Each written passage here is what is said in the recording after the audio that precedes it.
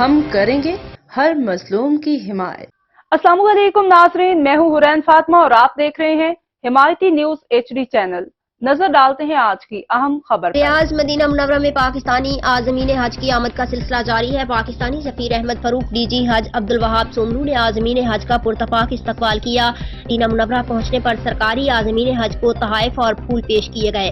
پاکستانی سفیر احمد فاروق کا اس حوالے سے کہنا تھا کہ عازمین حج کے لیے بہترین انتظامات کرنے پر سعودی حکومت کے شکر گزار ہیں۔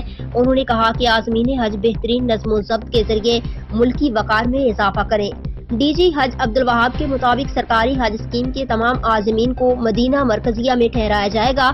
پاک حج ایپ کے ذریعے عازمین حج سے سہولیات سے متعلق فیڈ بیک لیا جائے گا۔ اب تک کے لیے اتنا ہی۔ مزید خبروں اور اپڈیٹ سے باخبر رہنے کے لیے دیکھتے رہیں حمایتی نیوز HD چینل۔